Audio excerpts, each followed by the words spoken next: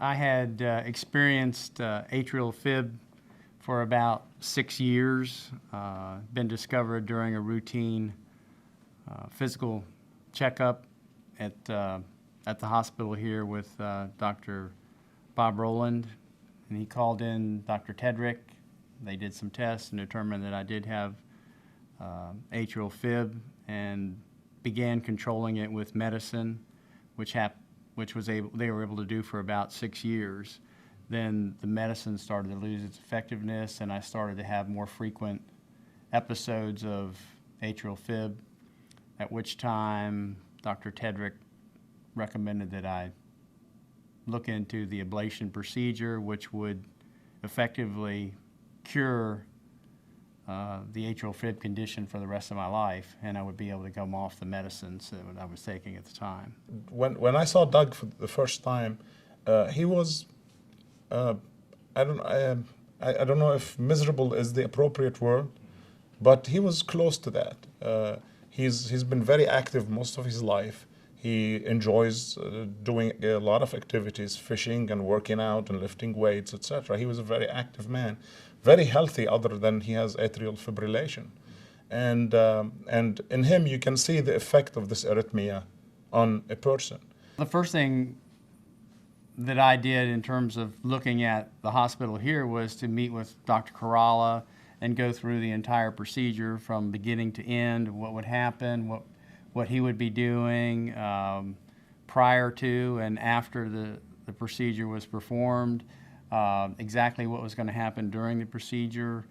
And then he did his due diligence. He checked out other places, which I encourage everybody to do that.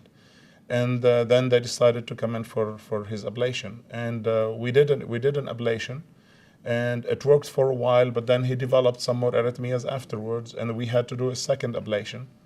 And after the second ablation, he's done great. He's back to being the person he was before AFib. Everything has gone beyond my expectations. The whole procedure was done in such a way that my family was involved. The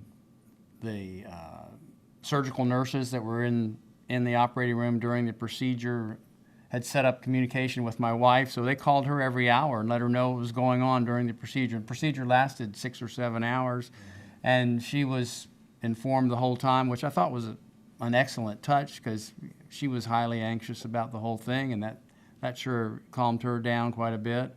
We have a lot of significant strength that other places do not have, even the big name places. Number one, the hospital was very diligent in getting us the latest equipment. Number two, the staff is superior. They know what they're doing. They're all fully trained. We did not embark on these procedures until each one of them was trained. Now, everything is like a clock. Each person knows what they're doing, knows what's coming up next, and knows what to do before and after the procedure. Three, the electrophysiologists that work here at Tallahassee Memorial, we were trained in very highly recognized programs. I think our skills are equivalent to any other program in the country.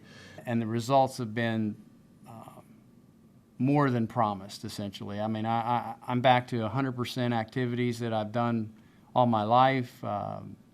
Any kind of activity, whether it's athletic or mental. I'm not tired. I'm not worn out. I'm sharp.